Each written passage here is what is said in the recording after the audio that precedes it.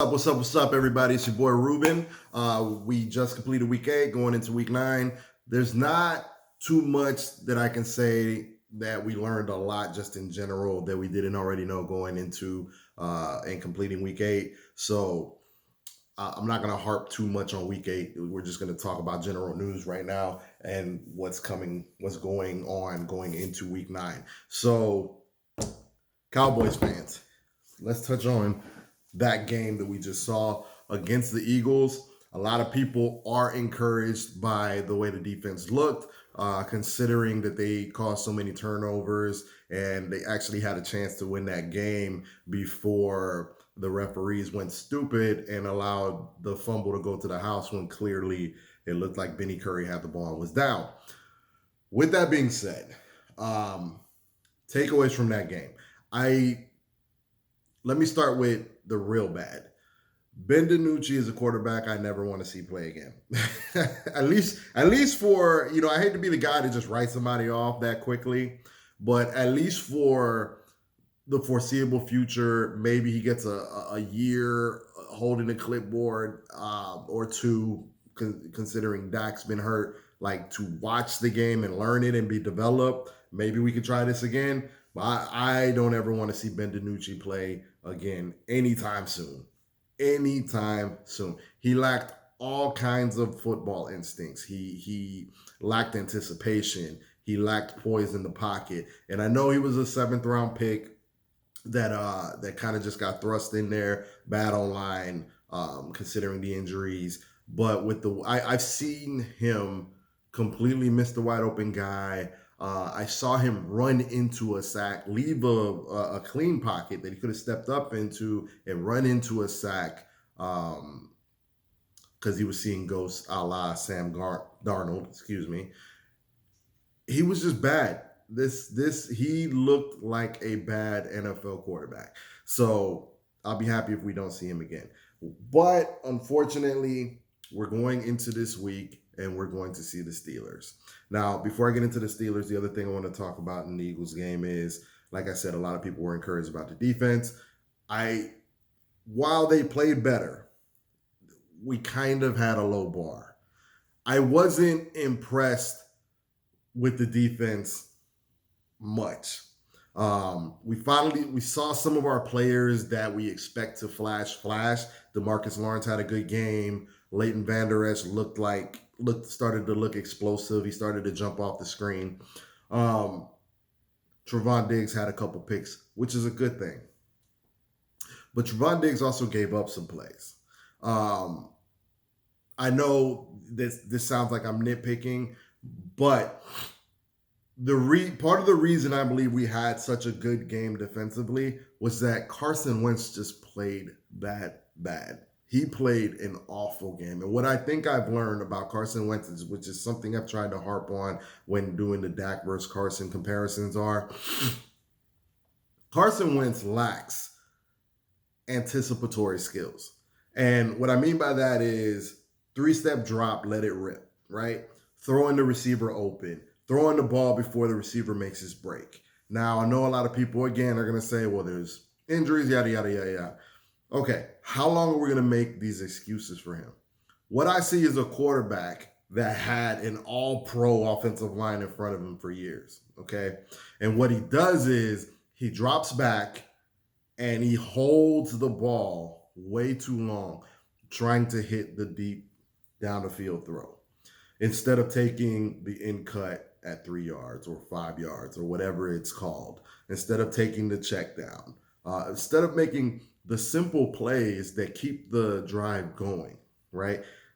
The first fumble shouldn't even have been a fumble that we caused early. I think it was in the first quarter, might have even been on the first drive.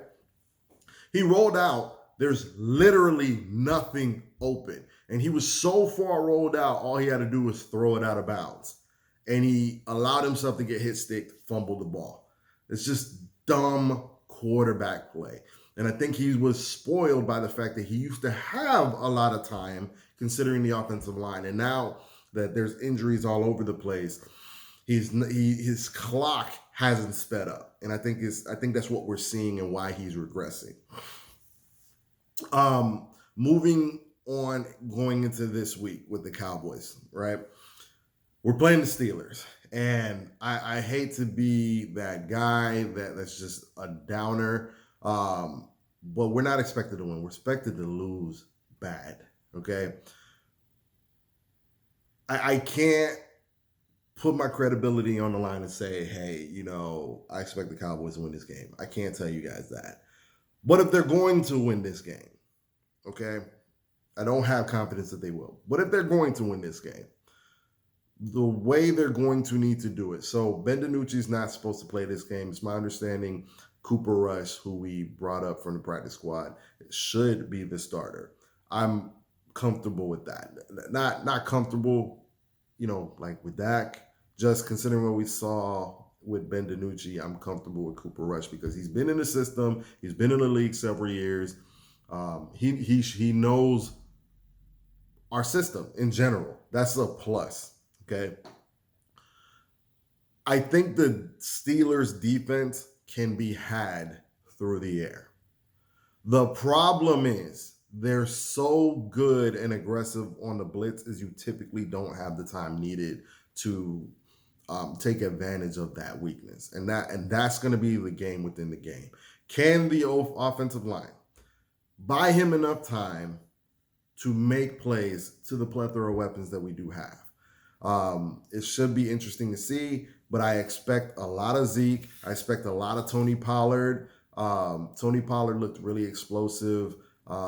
Zeke, he looked like he was trying to get back to Zeke, but it's kind of hard to do when they know you're going to get the ball and they're basically selling out to stop Ezekiel Elliott. And that's what I expect the Steelers to do. So hopefully we can overcome that. Establish the run.